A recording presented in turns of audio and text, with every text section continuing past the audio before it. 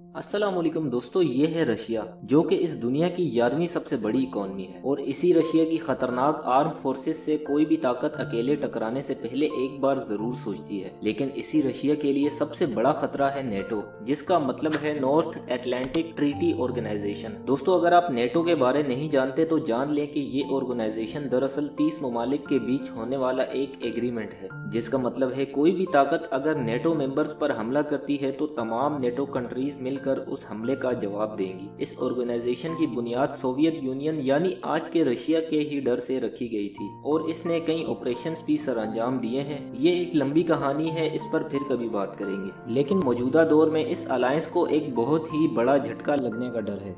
NATO की बहुत बड़ी वीकनेस जो उसे रशिया के मुकाबले में बहुत कमजोर करने वाली है। दोस्तों, नॉर्थ अटलांटिक ओशियन में वाकई ये आइलैंड जिसने कई सदियों तक यहाँ बैठ के पूरी दुनिया पर हुकूमत की और इसी ने अमेरिका से मिलकर नेटो की बुनियाद भी रखी, जिसे आज हम ब्रिटेन, यूके या इंग्लैंड के नाम से जानते हैं। एक वक्त था जब पूरी दुनिया पर ब्रिटेन के झंडे कायम हुआ करते थे और यही वो मुल्क है जिसने करीब 100 साल तक बड़े सगीर पाको हिंद पर भी हुकूमत की। लेकिन आज यही ब्रिटेन अपनी हिस्ट्री के बदतरीन क्राइसिस से गुजर रहा है। दोस्तों, आज ब्रिटेन के डेब्ट्स डबल हो चुके हैं, एनर्जी क्राइसिस शिद्दत पकड़ रहे हैं, रेस्टोरेंट्स और पंप्स बंद हो रहे हैं, इन्फ्लेशन रेट पिछले 40 सालों की बुलंद तरीन सतह पर आ चुका है। यहाँ सिर्फ 6 महीनों में 3 प्राइम मिनिस्टर्स चेंज हो चुके हैं और इस सब के साथ साथ जो सबसे बड़ा खतरा जो यूके के सर पर मंडला रहा है वो है स्कॉटलैंड की आजादी। दरअसल 2014 में गवर्नमेंट ऑफ यूके ने स्कॉटलैंड को इंडिपेंडेंस के लिए वोटिंग करवाने की इजाजत दे दी और उस वक्त यूके यूरोपियन यूनियन का हिस्सा था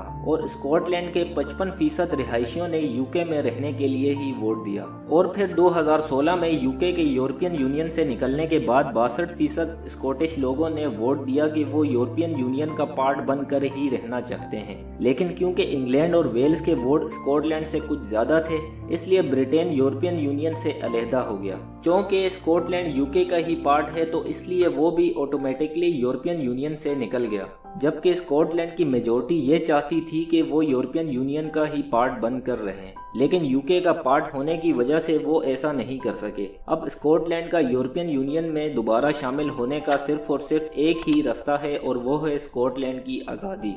लेकिन यहाँ सवाल ये पैदा होता है कि स्कॉटलैंड की आज़ादी से नेटो को क्या फ़र्क पड़ता है। एक्सपर्ट्स ऐसा क्यों कह रहे हैं कि अगर स्कॉटलैंड यूके से अलहदा हुआ तो न सिर्फ यूके बुरी तरह तबाह हो सकता है बल्कि नेटो की पावर भी बुरी तरह मुतासिर हो सकती है। स्कॉटलैंड यूके और नेटो के लिए आखिर इतना इम्पोर्टेंट क्यों है? अगर हम यूं कहें कि नेटो की सबसे बड़ी कमजोरी है ही स्कॉटलैंड तो गलत नहीं होगा। लेकिन आखिर ऐसा है ही क्यों, आए समझने की कोशिश करते हैं। ज़ेब टीवी की वीडियोस में एक बार फिर दिल की अताह गहराइयों से खुशामदीद।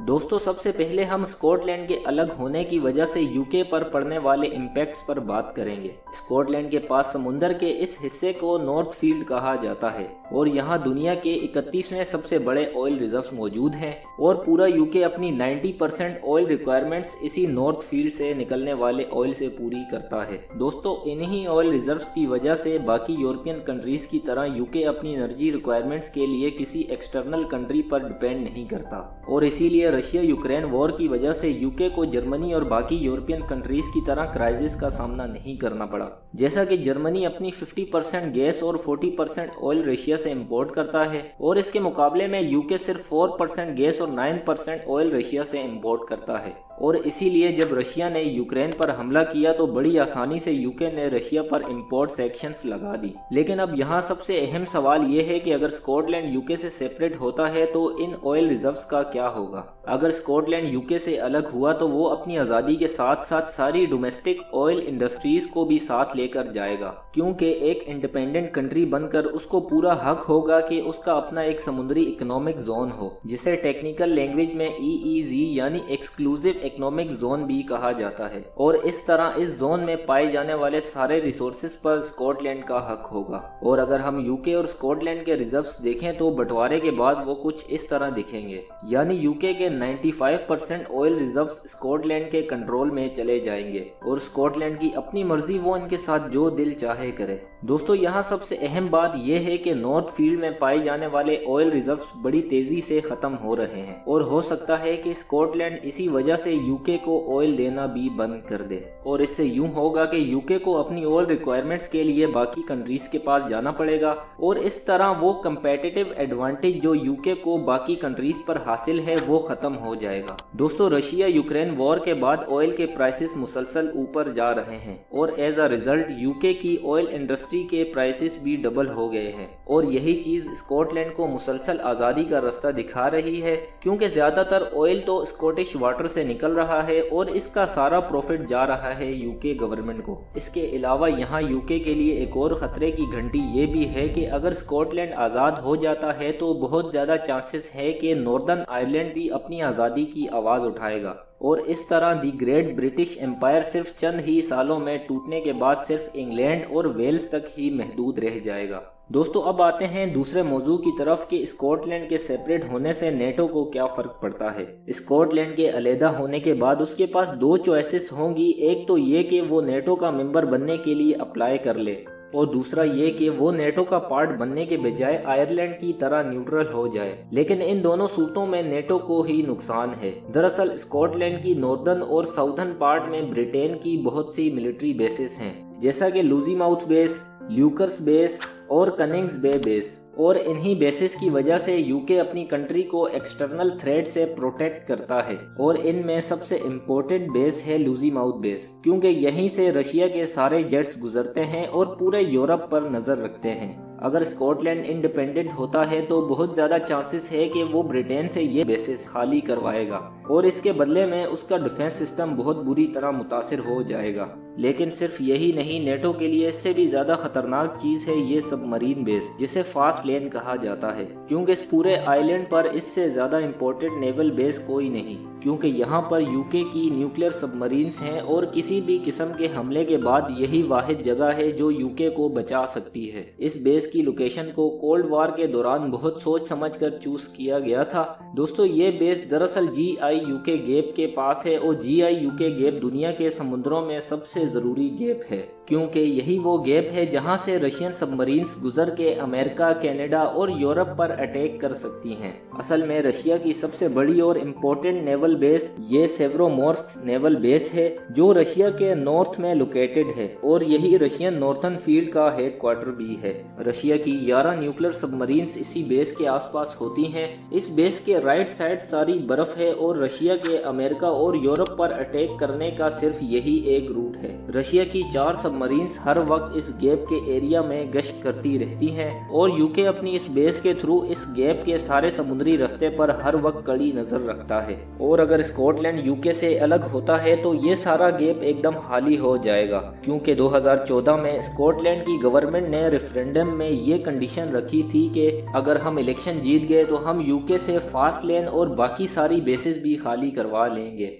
स्कॉटलैंड की आज़ादी के बाद यूके का एक ही मकसद होगा कि उसे किसी दूसरी जगह बेसिस बनानी पड़ेंगी जिस पर बिलियंस ऑफ पाउंड खर्च होंगे, लेकिन फिर भी इतना पैसा लगाने के बाद भी यूके को पहले जैसी लोकेशन नहीं मिल सकती। एक अंदाजे के मुताबिक नेटो अपनी बेसिस या तो फ्रांस में बना सकता है या तो अमेरिका में, और ये दोनों जगहें GI यूके गैप से काफ़ी दूर हैं।